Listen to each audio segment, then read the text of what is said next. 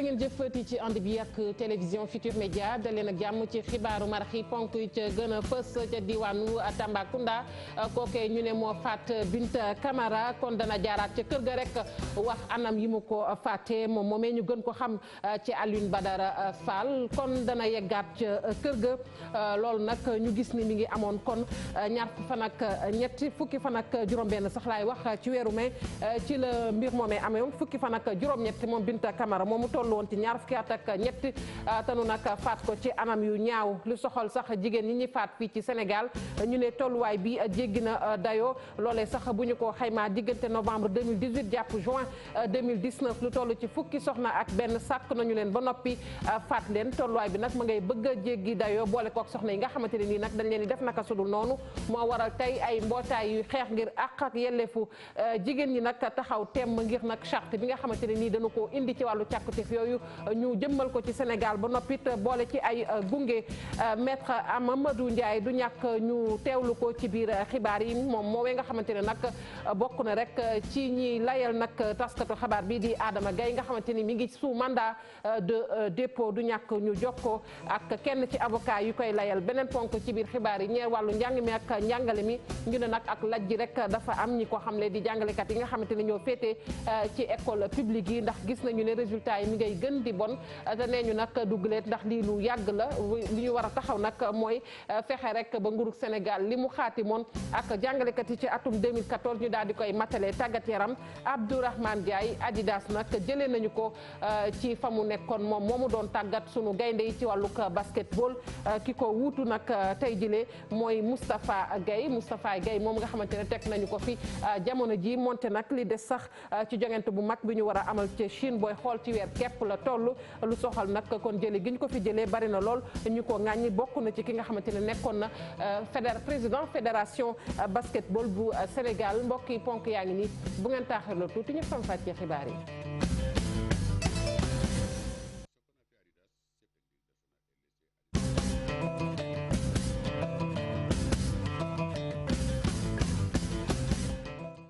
jërë ngeen jëf ci ànd bi ak télévision Futur Média ñu doore ko rek fële ca diwaanu Tambacounda waxoon naa ko léegi ci ndoxteel yi li tubaab di woowee nag reconstitution des faits bu ñu ko déggee rek muy kooku ñu ne nag moo faat soxna soosu di Binta Camara tolloon ci ñaar fukki at ak ñett tey nag dafay delluwaat rek ci kër ga nag loolu ànd ci ak takk der yi wax nag anam bi nga xamante ne noonee la faatee Binta Camara Moussa Oumar Gueye ma nga ca diwaanu Tambacounda Moussa Oumar maa ngi lay nuyu.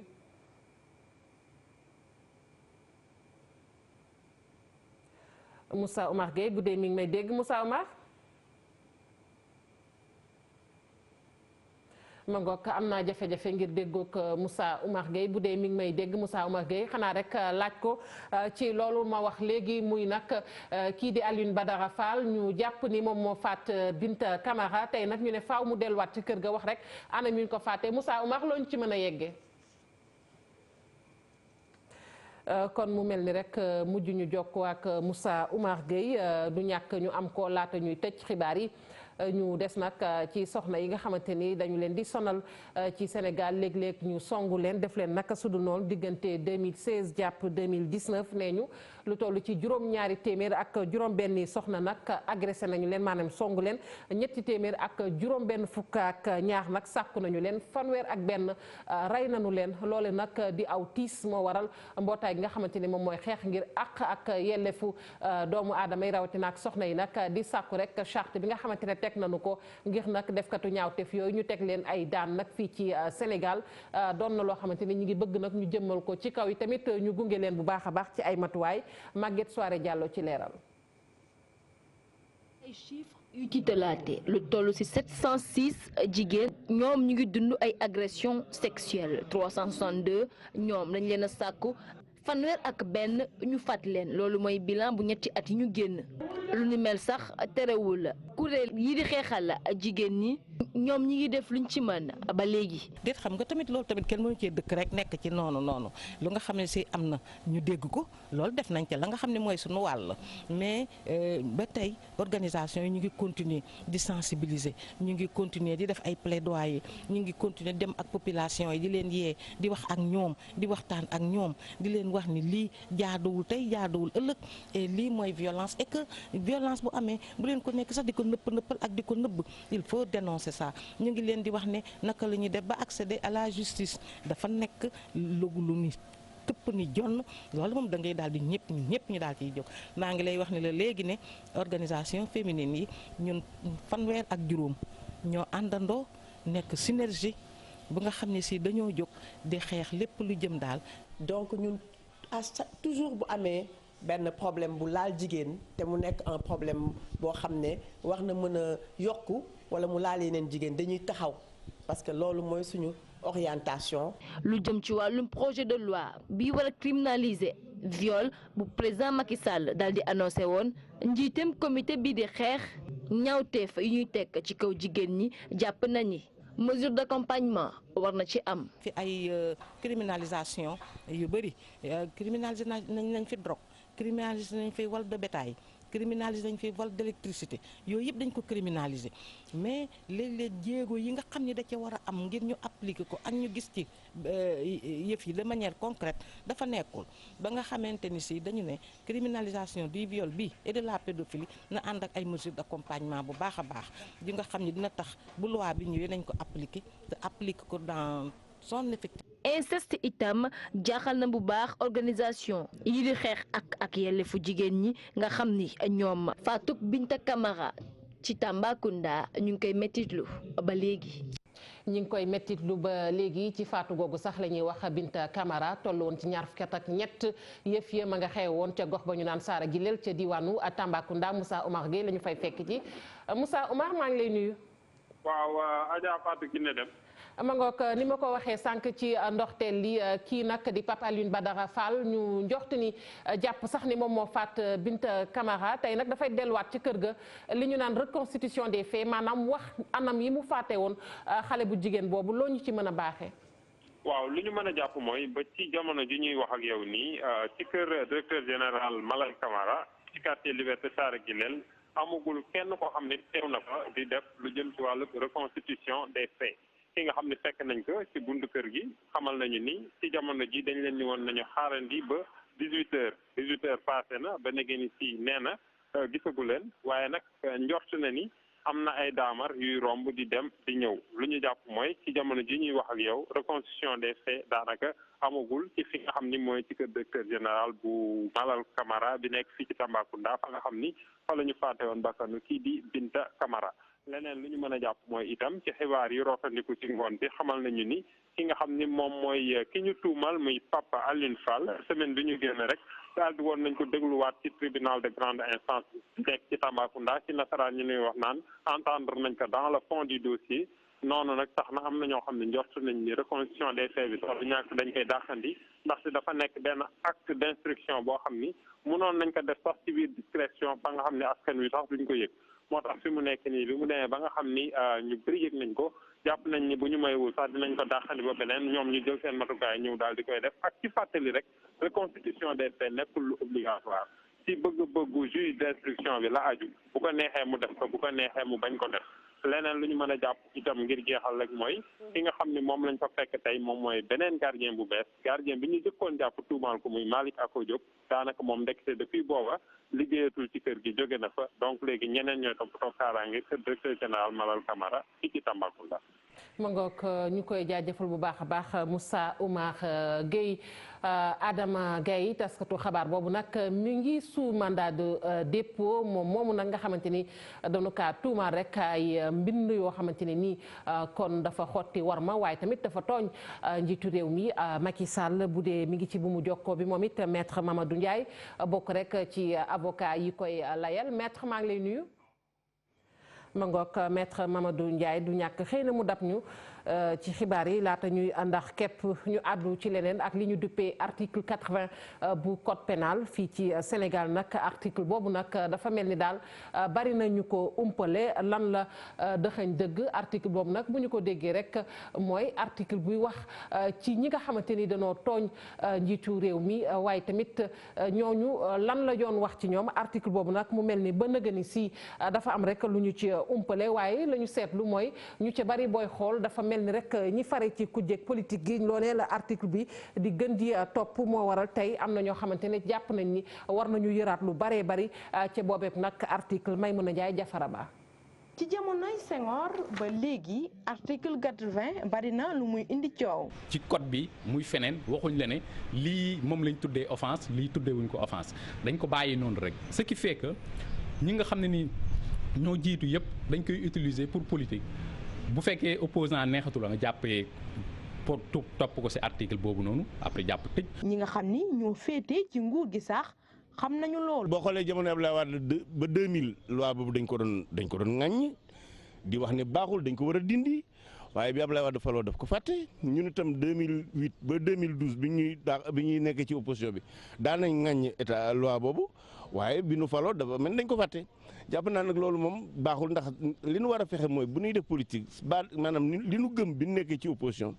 ñu fexe ba gëm ko bu ñu nekkee ci pouvoir. mu nekk article 80 bu code pénal wala sax article 254 lu mu ci mënti doon ñu ne bari na loo xam ni du leer ci boppu askan wi. mën nañ laa jàpp te doo xam sax ana lu ko waral. article 80 ak article 254 war nañ leen xoolaat bu fekkee jàpp nañ ne suñu démocratie tey fi mu toll waratu si am ñu dindi ko bu fekkee également jàpp nañ ne pour sécurité wala leneen ñu définir clairement. képp ku ci nekk bépp sénégalais boo yeewoo xam ne nangam boo ko defee mën nañ ne offense au chef de l'État nangam boo ko defee duñ offense au chef de l'État. donc moo tax ma jàpp ne dañ ko war a dindi dugal ko ci biir code pénal nag sanction yoo xam ne képp koo xam ne da ngaa offensé nit ak ku mën a doon ñu teg la daan ya ca war parce que offense dafa bokkut ci jaaduwut maanaam offense ak saaga loolu bokkut ak exprimer une opinion. laata saafara di ci am nag ñii ñu taseel. xalaat nañu ne foofu réewu Sénégal soppi doxalin xoolaat bu baax texte yi ana liñ ci def ñu soppi ndax kat bu ñu demee ba ca biir dañuy salfaañee ak yelleefu doomu aadama yi. Maimouna Ndiaye ñu koy jaajëfal beneen charte muy loi 2014 boobu nag di wax ci ñi nga xamante ne nag jaadu na ñu taxaw wax seen moomeel fësal ko nag ba ñëpp xam ko waaye fële fa ñu seetlu fa lañ ko war a defee nag ba nëgë ni bariwul nag ñu fay yegg donte am na ñoo xamante ne waxoon nañu faw rek ñu jàll OFNAC loolu nag tax na tey jilee ba ñu ne faw ñu xoolaat mbir moomu ndax ci kaw loolu tamit dañoo war a fexe ba ñooñu maanaam bu jaree sax ñu xoj leen ba ñu dem war nañu koo def nag Babacar Ba forum bu justiciable moom moo gisee noonu ndax jàpp na ni sax bu jaree tamit ay daan tegu ci seen kaw tamit loolu lu jaadu la ñu teewlu ko moom moomu jiite forum du justiciable ci micro Mambiram Diouf. loi bi dafa ni buñ la tabee da nga am délai wu ñetti weer pour nga def sa déclaration de patrimoine donc ci délai ñetti weer boobu ci biñ lay tabb war nga dem def sa déclaration de patrimoine léegi bu fekkente ni ñetti weer yi dafa weesu defuloo sa déclaration de patrimoine yoon may na OFNAC ne ko nit ki mun nga ko rappeler par exploit d'huissier nga xamal ni ko da nga war a ñëw def sa déclaration de patrimoine alors bu fekkente ni OFNAC def na rappel boobu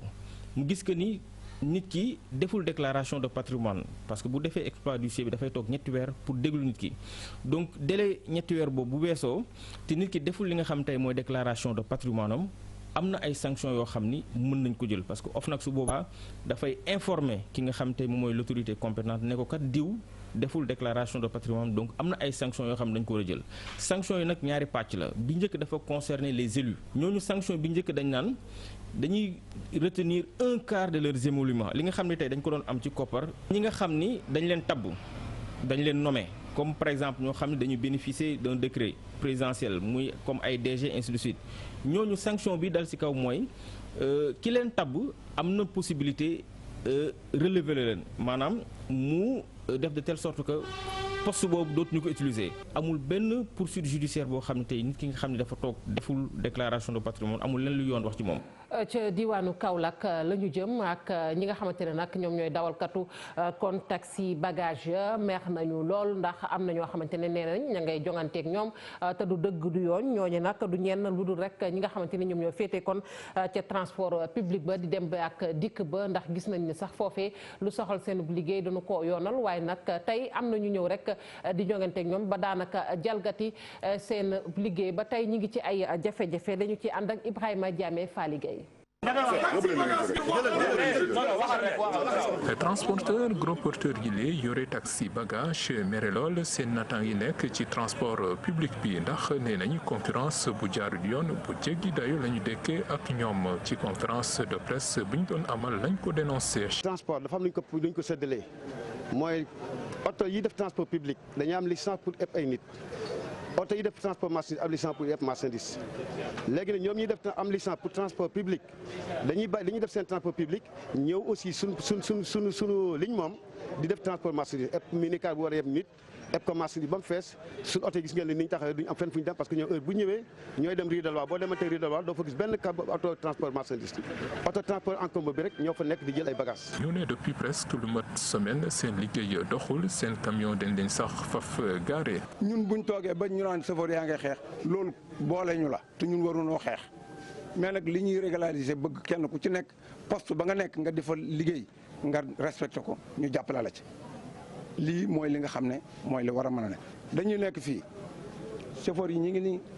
kenn ku ci nekk am nga fi 3 jours ou 4 jours yoo xam ne yi jógaloo fi nga taxaw. moo waral nag ñuy woo kilifa yi ñu jóg réglementé secteur transport bi ku nekk ñu teg ko place am. te ñi ngi romb autorité kenn waxul dara ñun nag ay citoyen lañ te bëgguñu tëb def fajal suñu bopp donc il faut ñu joxe information bal parce que am nañ droit oto bu ñu fekk ngay yeb bagage te waroo yeb bagage ñu baareel parce que ñoom ni ñu monté seen coxeur ci sortie yi ba oto bu yëpp ay nit ñu wàcce ko ñun tam am nañ boobu sañ-sañ mais duñ fajal suñu bopp dañuy informer les autorités ñi ko war a yëg bi ci jiitu mooy le préfet. dawalkatu gros porteur taxi bagage yi nag ñu ngi fu soriwul dara chambre de commerce ci wetu stade Lamine Gueye fa la ñu def seen siège social ak seen terminus.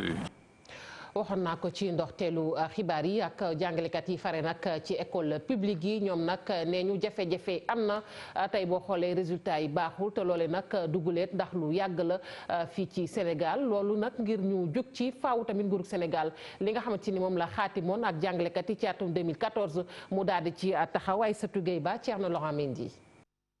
ñi yor li di njàngum ndongo yi nekk ci école publique bi daal di nen amal seen ñaareelu congrès ñu amal ko ci contexte bi ñu seetluwee résultat examen yi wàññeeku bu baax ñoom ñee daal di rek joxe seen seetlu ci phénomène boobule. école bi depuis 10 wala 20 ans bu ñu fàttalikoo jàngalekat yi am na ci ñoo xamante ne kenn formé wu leen dañu leen a jël rek dugal leen ci classe yi ñu commencé jàngale bi loolu wéy également seen carrière nañ ko war a toppatoo wuñ ko. am na ay jàngalekat yoo xam ne ay contractuels lañ ba léegi amuñu contrat. te loolu loi bi daf ko tere ak yeneen rémunération bi motivation bi loolu dafay waral nañ ci waroon a taxawee duñ ko ci taxawee résultat yi ci waroon am du ci am. ay ñaxtu yu artagul boobu ba léegi ñoom ñee jàpp ne rek respect dafa war a am ci lii di protocole bu 2014 bii la. revendication enseignants yi ñeenti at yi ñu génn wala juróomi at depuis 2014 ba léegi revendication yi benn rek la mooy waxtaan nañu gouvernement bi signé protocole d'accord en 2014.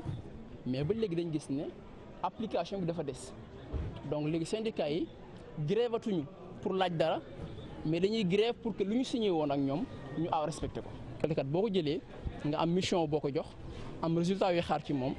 jaadu na nga defal ko formation bi nga ko war a defal. kii di représentante bu ministre de l'éducation di xam ne rek ne beddi amul benn yoon ci ndongo privé yi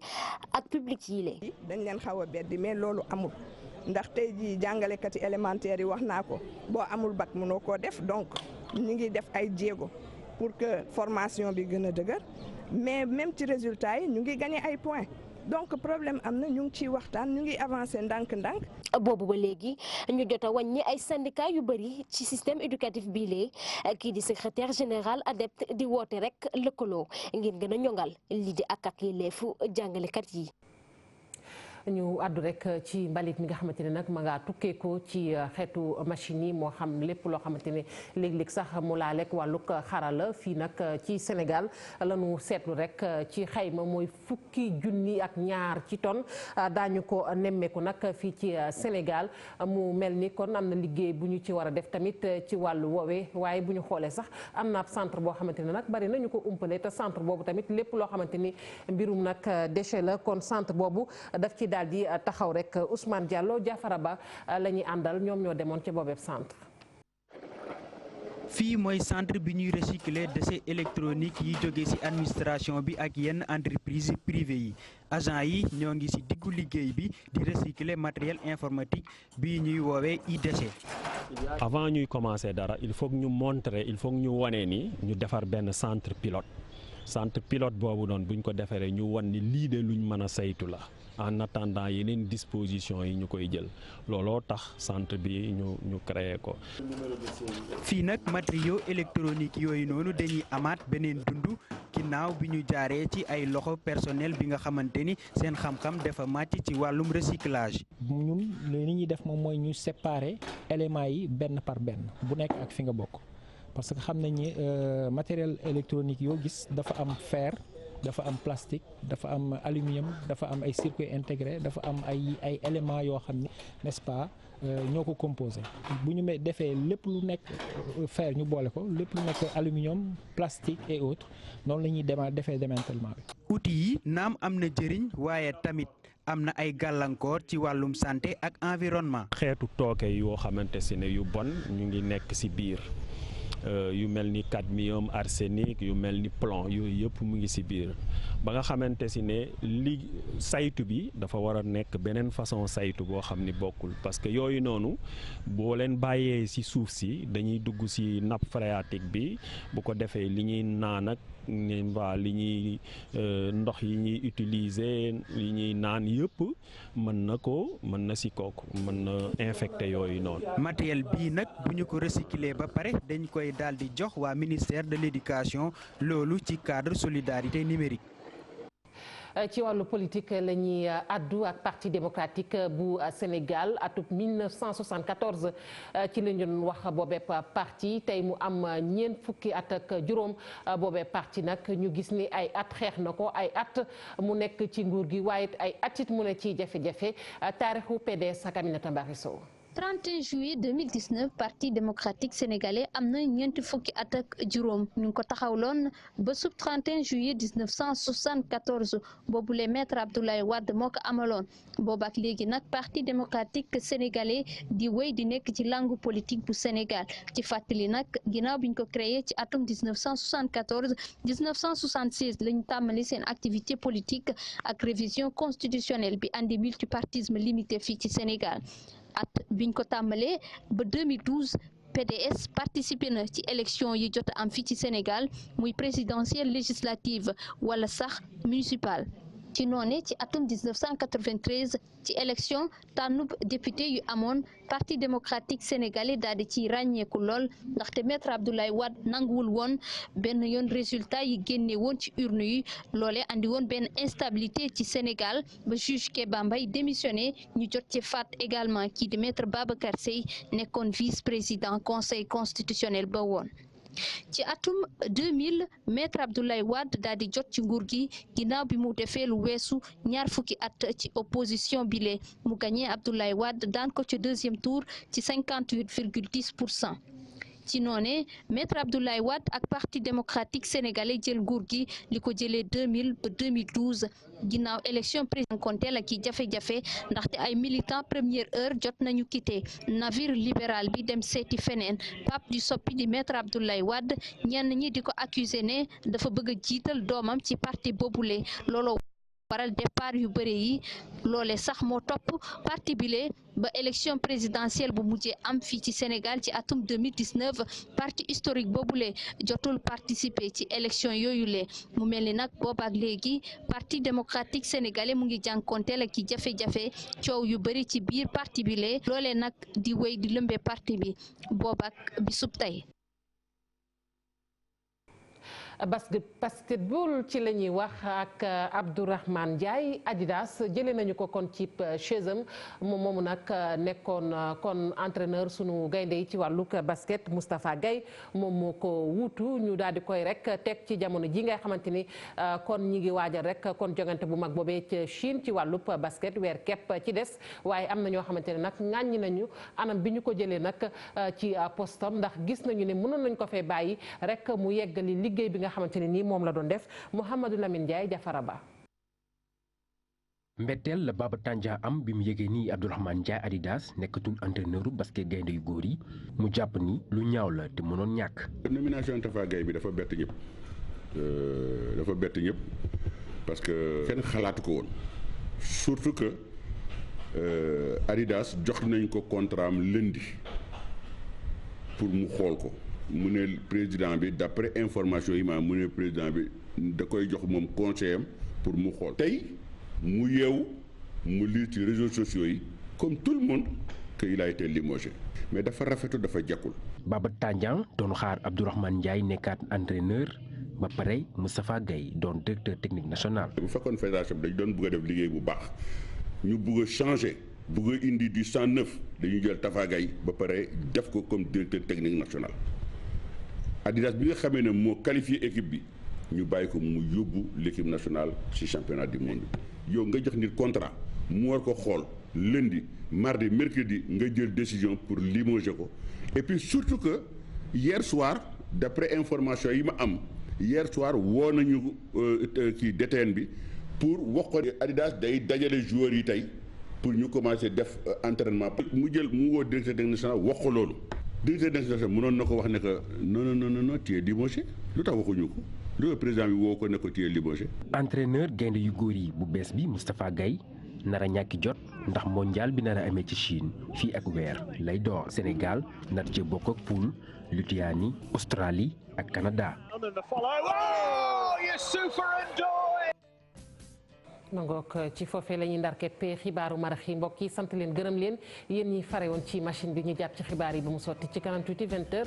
xibaar yi ci nasaraan daa ngeen ci ànd ak Chérif Diop.